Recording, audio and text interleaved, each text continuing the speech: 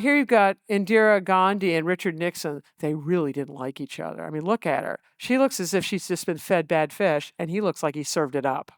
And they cannot abide by each other. So in the 1940s, when Kashmir is erupting, Indira Gandhi thinks, well, no, it's Nehru, her dad, thinks that the United States should be supporting India because it's secular and it's democracy. And the United States is appalled during the Korean War when India remains non-aligned instead of supporting the United States because it's secular and democratic. And the Pakistanis are totally outraged because they're looking at this go, okay, these Indians are non-aligned. We're aligned. We're taking these risks for at Peshawar and stuff with the U-2s.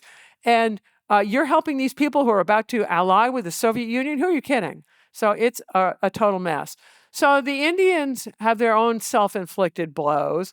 Nehru and his very controversial but his devoted advisor, Krishna Menon, and his daughter Indira Gandhi were really good at making these totally insulting remarks to American VIPs.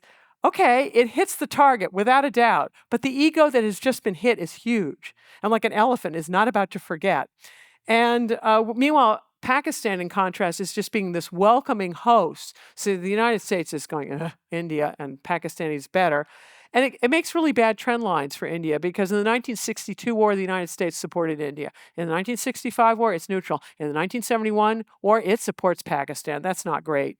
And then India's own very heavy-handed treatment of solutions to the insurgency of Kashmir doesn't make that thing go away. It just gets worse. So they have their own problems. China also has its problems with the interaction. It's complicated.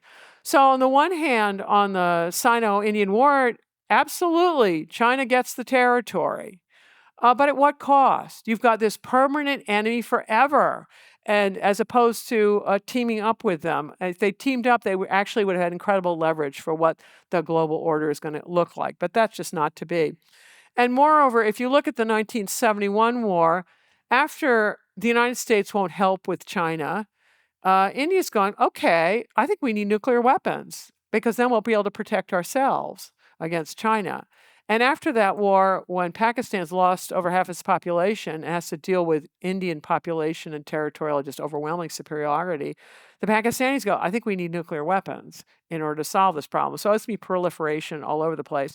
But as a result of the 1971 war, where the Pakistan tries to overturn the elections, here you have an Indian defense analyst, Subramaniam, saying, the Pakistani decision to overturn its elections by deploying the army to East Pakistan gave India an opportunity the like of which will never come again.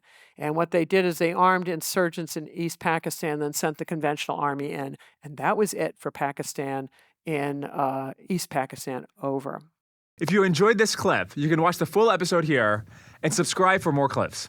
Thanks.